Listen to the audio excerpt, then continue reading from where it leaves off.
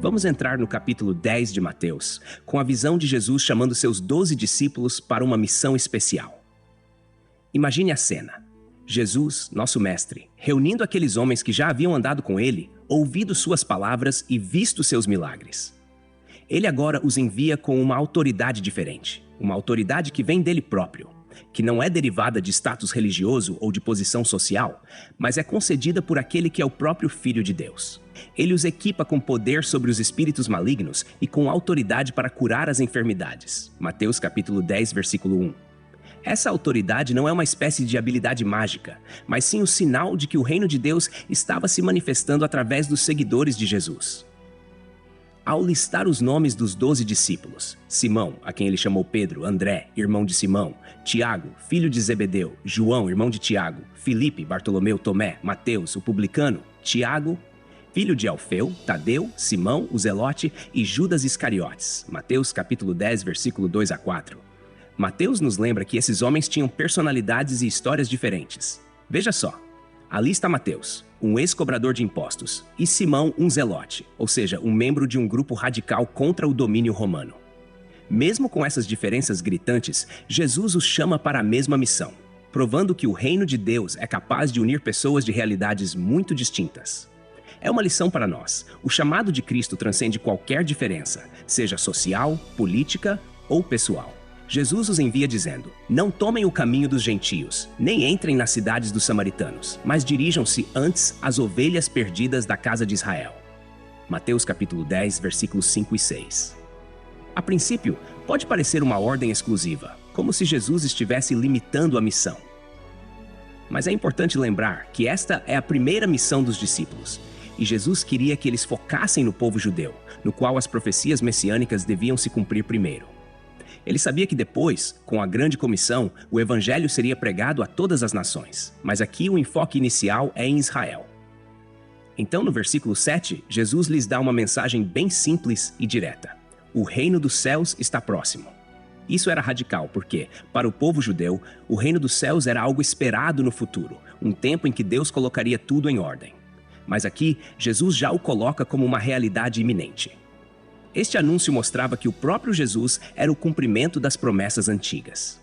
E ao anunciar o reino, Jesus instrui os discípulos a fazerem as mesmas obras que ele fazia. Curem os enfermos, ressuscitem os mortos, purifiquem os leprosos e expulsem os demônios.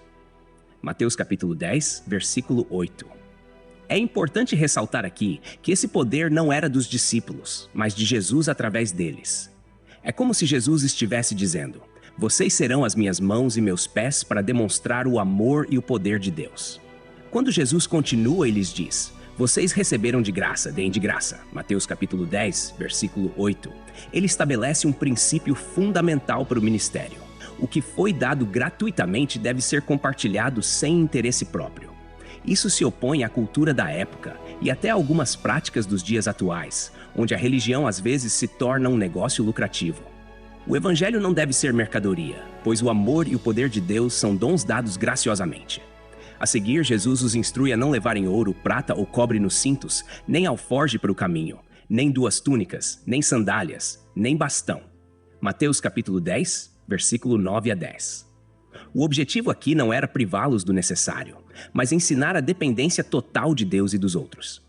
Eles deveriam confiar que Deus proveria através das pessoas que recebessem sua mensagem. Isso os colocava em uma posição de humildade, dependendo da hospitalidade dos outros, o que também era uma lição para os discípulos. A missão não é sobre nossa autossuficiência, mas sobre depender do Senhor e uns dos outros. Jesus ainda instrui os discípulos sobre como se comportar ao entrar em uma cidade ou casa. Ao entrarem na casa, saúdem-na. Se a casa for digna, desça sobre ela a paz de vocês. Se, porém, não for digna, a paz de vocês retornará para vocês. Mateus capítulo 10, versículos 12 e 13. Essa saudação de paz shalom não era apenas uma formalidade, mas uma bênção profunda que carregava a ideia de completude, bem-estar e harmonia. Era como dizer que tudo que você precisa seja suprido por Deus. Aqui vemos que Jesus orienta os discípulos a abençoarem as pessoas que os acolhessem, mas, se rejeitados, que mantivessem sua paz. Ele adverte, no entanto, que nem todos os lugares aceitariam essa mensagem. E para aqueles que rejeitassem, Jesus recomenda sacudir o pó dos pés ao saírem daquela casa ou cidade. Mateus capítulo 10, versículo 14. Esse ato era simbólico. Os judeus, ao voltar de terras gentias, sacudiam o pó dos pés para não trazer a impureza dos outros povos. Para os discípulos, fazer isso em uma cidade judaica que os rejeitasse era um gesto impactante. Era um sinal de que aquela cidade estava, de fato, rejeitando a mensagem de Deus e, portanto, colocando-se fora das bênçãos do reino. Jesus ainda adverte que o julgamento para essas cidades seria severo. Em verdade vos digo que haverá menos rigor para Sodoma e Gomorra no dia do juízo do que para aquela cidade. Mateus capítulo 10, versículo 15. Aqui ele está ressaltando a seriedade de rejeitar a mensagem do reino. Se pararmos para refletir, Jesus menciona Sodoma e Gomorra, cidades conhecidas pelo seu pecado e pela destruição divina, como referência para mostrar que as cidades que rejeitassem o evangelho estariam se colocando em uma posição ainda mais grave. Seguindo com as instruções de Jesus, percebemos que ele não estava embelezando ou suavizando a missão dos discípulos. Pelo contrário, ele é bem direto quanto aos desafios que eles enfrentariam.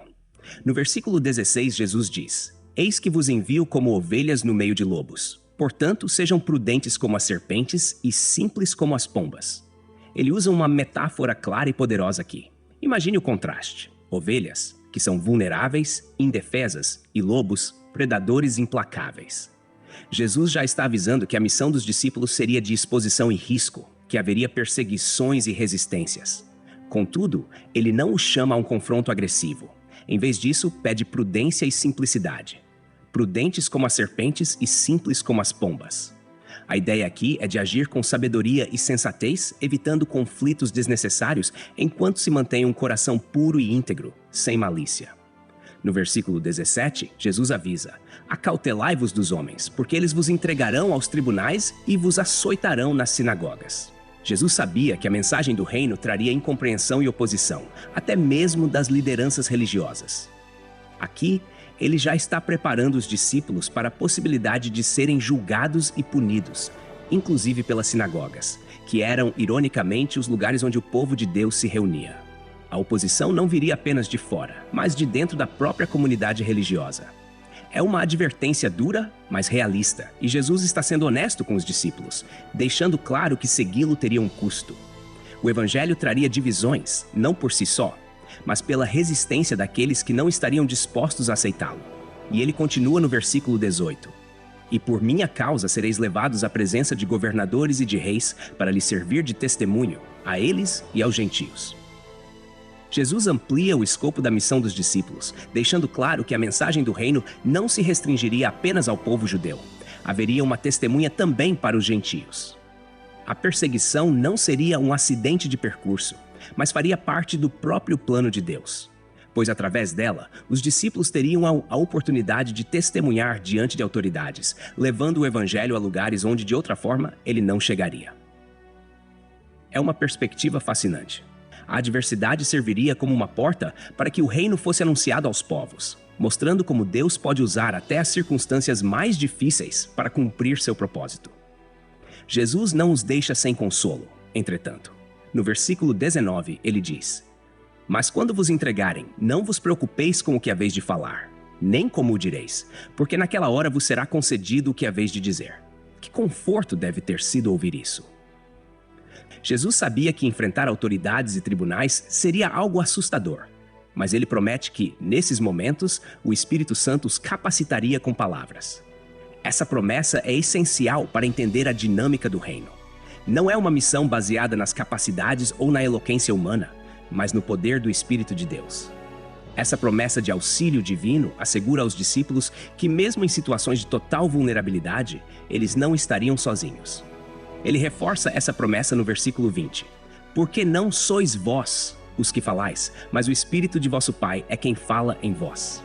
Aqui, Jesus indica uma verdade profunda sobre a obra do Espírito Santo. Os discípulos seriam porta-vozes de Deus, e o próprio Espírito Santo falaria através deles. Esta é uma grande fonte de encorajamento para os discípulos, pois mesmo diante do mais poderoso dos homens, a voz que eles ouviriam seria a de Deus. É como se Jesus estivesse dizendo: vocês são meus embaixadores, mas quem fará a obra através de vocês é o Espírito do Pai. Isso nos ensina sobre a dependência que devemos ter de Deus. As palavras, a sabedoria e a coragem viriam dele. Por fim, no versículo 21, Jesus toca em um tema ainda mais doloroso: a divisão que o evangelho traria nas próprias famílias. Ele diz: um irmão entregará à morte outro irmão, e o pai ao filho. Filhos se levantarão contra seus pais e os matarão. Continuando no versículo 22, Jesus diz algo que pode ter soado duro para os discípulos: e sereis odiados de todos por causa do meu nome, mas aquele que perseverar até o fim será salvo. Aqui, ele não apenas alerta sobre a oposição, mas deixa claro que esse ódio não seria uma reação isolada de alguns. Seria algo amplo, um ódio universal que viria de diferentes direções. Mas há uma promessa escondida nesta advertência: o que persevera, o que se mantém firme até o fim, esse será salvo. Jesus está falando da necessidade de uma fé resiliente, que não se abala diante das dificuldades e da rejeição. Esse tipo de perseverança que ele nos convida a ter é o que nos sustenta em meio aos desafios e, ao mesmo tempo, nos faz lembrar que existe uma recompensa divina para aqueles que permanecem firmes. No versículo 23, Jesus ainda instrui: quando, porém, vos perseguirem numa cidade, fugi para outra. Em verdade vos digo que não acabareis de percorrer as cidades de Israel até que venha o Filho do Homem. Jesus está dizendo, em outras palavras, que diante da perseguição, os discípulos não deveriam teimosamente insistir em um lugar onde a mensagem fosse totalmente rejeitada. Ele orienta que, em vez disso, sigam para outra cidade. Esse versículo mostra que a missão de pregar o reino não exige uma posição de resistência inflexível diante da oposição, mas sim uma sabedoria em seguir adiante, dando espaço para que outros ouçam e respondam. E ele ainda afirma algo profundo aqui, ao dizer que eles não percorreriam todas as cidades de Israel antes que ele, o Filho do Homem, retornasse. Esse retorno pode ser entendido como o estabelecimento contínuo do reino, que continuaria até o fim dos tempos. No versículo 24, Jesus traz uma comparação importante. O discípulo não está acima do seu mestre, nem o servo acima do seu senhor. É um lembrete de humildade e, ao mesmo tempo, de realidade. Ele mostra que, se ele, sendo o mestre e o senhor, foi rejeitado, incompreendido e perseguido, os discípulos, sendo seus seguidores, também passariam por experiências semelhantes. Ele já os está preparando para o que viria, deixando claro que ser seu discípulo é caminhar no mesmo caminho que ele trilhou. Aqui, Jesus estabelece uma conexão entre o sofrimento dele e o que os discípulos enfrentariam. E é uma maneira de dizer: vocês não estão sozinhos nisso, eu estou com vocês e vocês estão comigo. No versículo 25, Jesus continua: basta ao discípulo ser como seu mestre e ao servo como seu senhor. Se chamaram Belzebu ao dono da casa, quanto mais chamarão assim aos seus domésticos. Aqui ele é ainda mais direto. Belzebu era uma referência a um termo usado para descrever o príncipe dos demônios, uma expressão de desprezo. Se os líderes religiosos haviam chegado ao ponto de acusar Jesus de ser movido por demônios, quanto mais os discípulos, seus seguidores, enfrentariam calúnias semelhantes.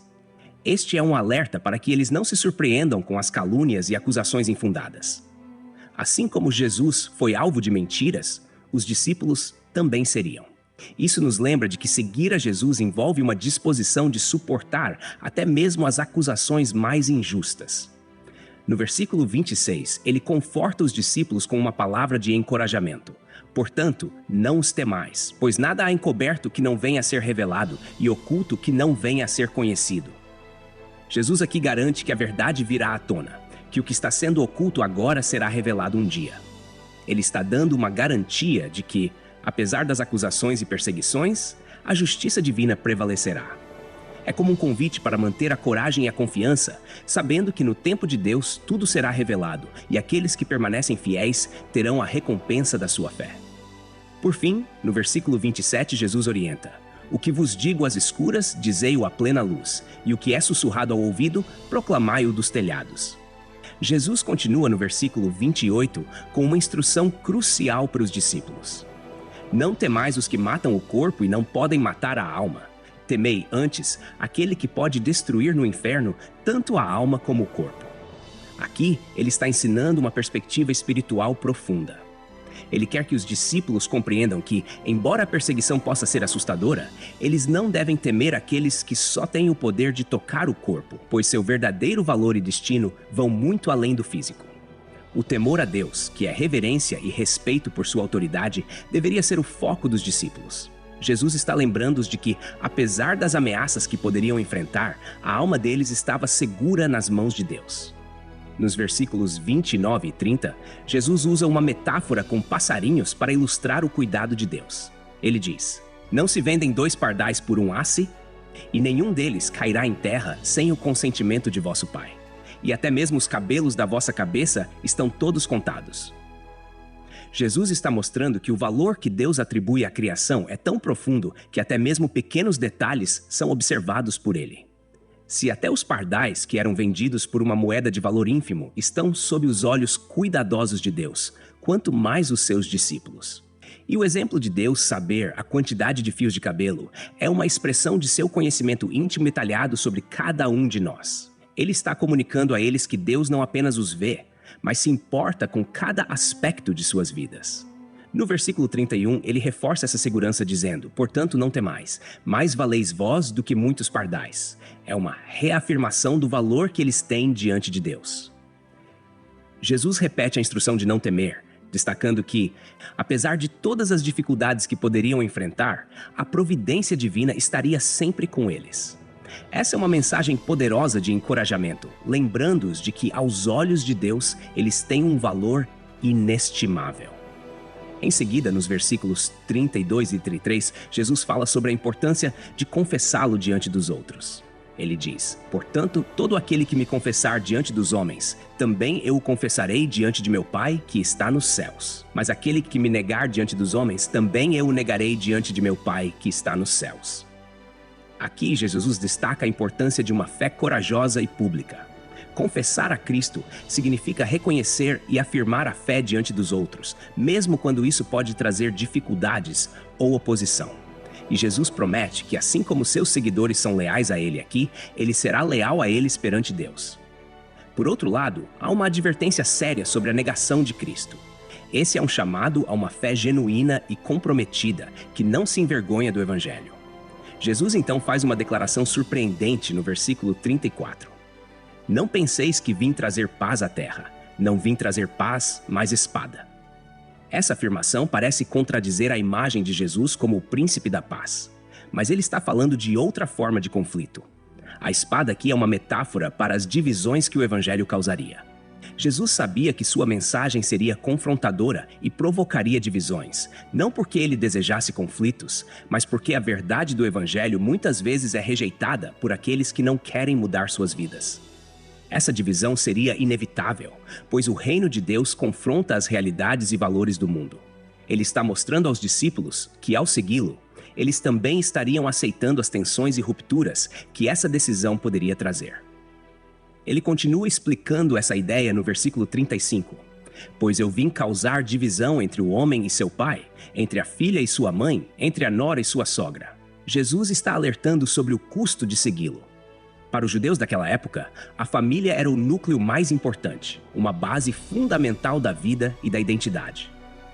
Mas Jesus sabia que a lealdade a ele poderia, às vezes, colocar seus seguidores em desacordo com até mesmo seus parentes mais próximos. Seguir a Cristo exige uma lealdade que algumas vezes pode até separar laços familiares, pois os valores do reino nem sempre serão aceitos ou compreendidos. Essa é uma realidade difícil, mas Jesus quer que seus discípulos estejam conscientes de que, em última instância, a fidelidade a ele deve vir em primeiro lugar. Por fim, no versículo 36 ele diz: "E assim os inimigos do homem serão os da sua própria casa." Jesus aqui finaliza a ideia de que o chamado para segui-lo pode trazer conflitos internos, até mesmo entre os membros da família. Jesus, então, no versículo 37, continua a falar da prioridade do reino, dizendo: "Quem ama seu pai ou sua mãe mais do que a mim não é digno de mim, e quem ama seu filho ou sua filha mais do que a mim não é digno de mim." Aqui, ele não está sugerindo que devemos deixar de amar nossa família, mas sim está ressaltando que o amor por ele precisa ser o maior de todos. O chamado de Jesus é radical, porque ele deseja um comprometimento que vá além de qualquer outro laço. Em outras palavras, o amor por Cristo precisa ser tão forte que nada, nem mesmo os relacionamentos mais íntimos, possa se comparar a ele. No versículo 38, ele continua dizendo: "E quem não toma sua cruz e vem após mim, não é digno de mim." A cruz, naquele contexto, representava uma execução dolorosa e vergonhosa. Jesus está convidando seus discípulos a uma vida de renúncia e entrega total, a ponto de estarem dispostos a sacrificar tudo, incluindo a própria vida. Tomar a cruz é um símbolo de rendição completa e disposição para enfrentar as dificuldades que vêm com o discipulado. É uma chamada para seguir Jesus não apenas nos momentos fáceis, mas também nos desafios, nas rejeições e, se necessário, até no sofrimento. No versículo 39, ele diz algo profundo: "Quem acha a sua vida, perdê-la-á, e quem perde a sua vida por amor de mim, achá-la-á." Esse paradoxo revela um dos mistérios do reino. Ao tentar preservar a própria vida em termos egoístas e autossuficientes, o indivíduo acaba perdendo a essência verdadeira da vida. No entanto, ao perder a vida, ou seja, ao renunciar a ela em prol de Cristo e do reino, o discípulo encontra a vida verdadeira e eterna. Jesus está nos mostrando que, ao confiar nossa existência a Ele, experimentamos a vida em sua plenitude. Seguindo no versículo 40, Jesus amplia a visão de acolhimento. "Quem vos recebe a mim, me recebe, e quem me recebe, recebe aquele que me enviou." Ao acolherem os discípulos, as pessoas estariam acolhendo o próprio Cristo e, por consequência, acolhendo a Deus Pai. Jesus está ensinando que aqueles que recebem seus mensageiros com hospitalidade e aceitação, de fato, estão recebendo o próprio Deus, pois eles trazem a mensagem do reino. Essa identificação entre o mensageiro e aquele que o envia reforça a seriedade da missão dos discípulos. No versículo 41, ele continua com a promessa de recompensa. "Quem recebe um profeta, no caráter de profeta, receberá a recompensa de profeta. E quem recebe um justo, no caráter de justo, receberá a recompensa de justo." Jesus está mostrando que cada pessoa que apoia e acolhe aqueles que estão em missão com ele participa de alguma forma das bênçãos e recompensas dessa missão. É uma maneira de reforçar que mesmo aqueles que não vão aos campos de missão, mas apoiam os que vão, estão engajados na obra de Deus e serão recompensados por isso. A recompensa é uma promessa de Deus para os que participam da missão do reino de qualquer maneira, seja como enviados ou como apoiadores. E, no versículo 42, Jesus conclui com uma promessa de cuidado e recompensa aos pequenos atos de bondade. "E quem der, ainda que seja um copo de água fria, a um destes pequeninos, no caráter de discípulo, em verdade vos digo que de modo algum perderá a sua recompensa." Essa última frase carrega uma lição essencial. Nenhum ato de bondade é pequeno demais para Deus. Até mesmo um simples gesto de oferecer água a alguém, feito com um coração voltado para o reino, será lembrado e recompensado por Deus. Jesus chama os seus seguidores a praticarem a bondade e a hospitalidade e garante que Deus observa e valoriza cada atitude, por menor que seja. Com esses ensinamentos, Jesus encerra uma sessão importante sobre o discipulado e o chamado para viver de maneira comprometida e radical. Texto e produção Douglas Vieira. Trilha sonora 50 Sounds, faixa The Storyteller, música por 5sounds.com. Voz ChatGPT 4.0. Bibliografia. Comentários expositivos. Hernandes Dias Lopes, editora Agnus. Comentário bíblico Matthew Henry, editora CPAD. R.N. Champlin, editora Agnus. Charles Spurgeon, Os Tesouros de Davi, editora CPAD.